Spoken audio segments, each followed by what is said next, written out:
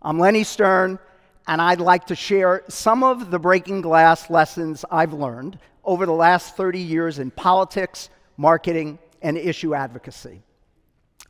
In today's world, breaking some glass is often what it takes to achieve your goals, whether you're pursuing a new job, looking to make a connection to someone, starting a new business, launching a new product, or running for office, or even trying to simply change the world. And in today's day and age, I would argue it's more important than ever to get noticed, to be heard, to be engaging. Why? Why is it more important now?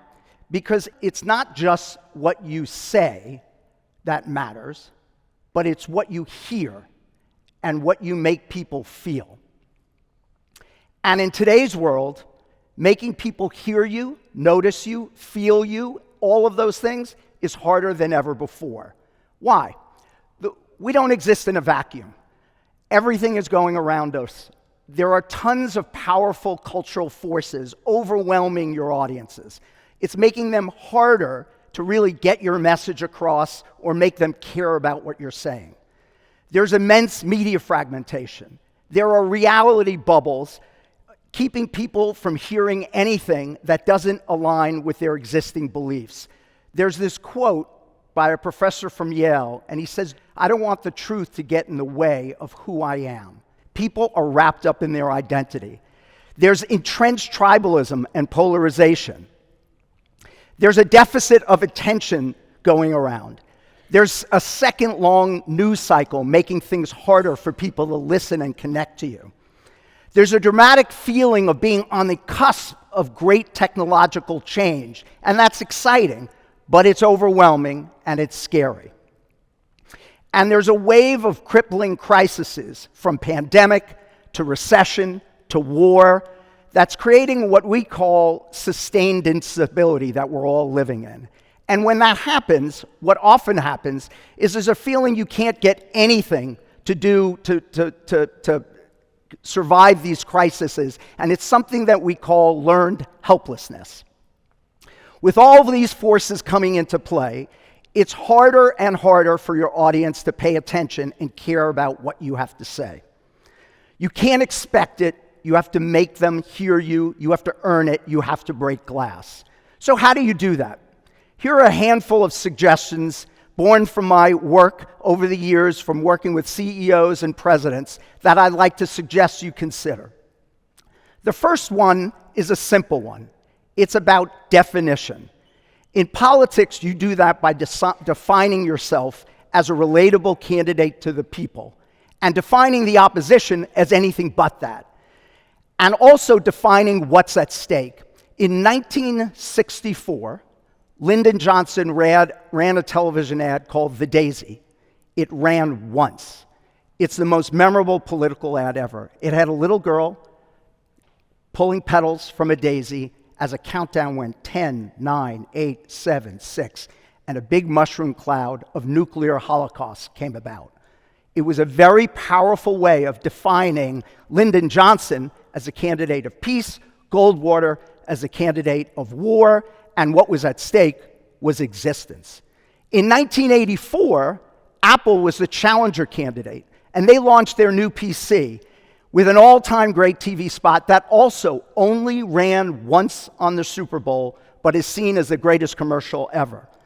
And it, too, positioned itself as the computer that was going to unlock freedom to people who were stuck in the old PC world. They defined themselves as the new computer of the future, unlocking creativity. They defined the competition, IBM, old, staid, you don't want to be with them. And they defined what was at stake, your empowerment. Super, super powerful. So start with definition, but it doesn't end there. You need to tell a powerful story. Where do you find the greatest stories? Often, whether it's the Bible or entertainment. But at the heart of any of those great storytelling, there's a simple formula that you will often see. People will identify a villain, a victim, a hero, and a solution. And it's a construct that doesn't just work for Disney and making us love Simba, but you've seen it in politics as well. Regardless of your political spectrum, when you look at Trump and you look at Obama, they both painted themselves powerfully as a hero for an embattled populace. And sometimes, effectively, they did that and pushed against a victim of the people being left behind, and also pushed against really positioning themselves as a solution. Hillary Clinton, like her or not like her, was much less effective in telling her story, and that was one of the challenges she faced. There's a new gentleman running for Senate in Texas. His name's James Tallarico. He's a great storyteller. He's not forcing people about left or right, but he's talking about top to bottom. But another thing he does that is an element to breaking glass in today's environment is pushing off against an enemy, pushing off hard against some force that we're fighting against when you try to break through and gain attention. Why is that so important? Why is finding an enemy so important? Well, enemies make things interesting. Enemies fascinate us. Enemies advance the story. Enemies evoke powerful feelings, and anybody who loves Game of Thrones, I do, Joffrey's sword, we hated him, and that made us really, really engaged. But enemies also inspire us to act and take great action. And most importantly, without enemies to stand up against, we wouldn't have heroes. Just look at Taylor Swift. She's used everything from growing up in high school to old boyfriends, to other musicians, to the musical establishment, and expectations itself to power the foils she's overcome. Another aspect to breaking glass and getting noticed in this day and age is something we call provoke, connect, share, and own. Because again, it's not just what you say, it's not just what people hear, but it's how you bring those ideas to life. And you have to provoke people to do it. Just a few quick examples. If you're thinking about trying to make all of you care about the dropout epidemic, if you do that with a press release or a news conference, nobody listens. But if we take over the National Mall and put 857 desks on the mall to represent how many kids drop out of school every hour of every school day, that shows up on the front page of the New York Times. So you have to provoke. For many years, companies were talking about the challenges of women in finance and the unfair inequities that were happening. But nobody really did anything about it until one small financial institution created a little statue of a little girl standing in front of the most powerful symbol of Wall Street, the bull, and basically that little girl is on billions of newspapers, on billions of social media, and this whole effort, spending $50,000 to make that statue, drove significant change on Wall Street. And let's just look at the Super Bowl. Whether which team you like, that halftime show of Bad Bunny was a provocative way of demonstrating American unity without even speaking English. Beyond provocation, in today's day and age, you have to connect.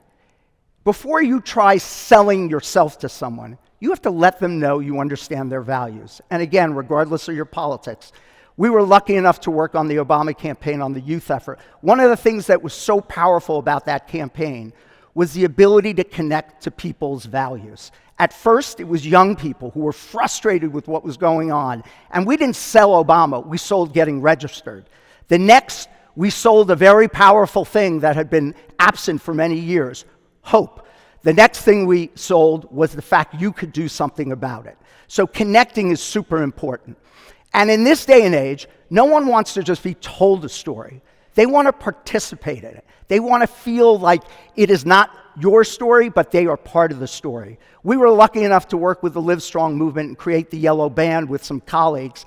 And that powerful little bracelet, rubber bracelet, $1, people put it on and they all felt part of the movement. Make them feel part of it. The last thing I want to talk about is something called culture and the importance of tapping into it. Again, we don't operate in a vacuum.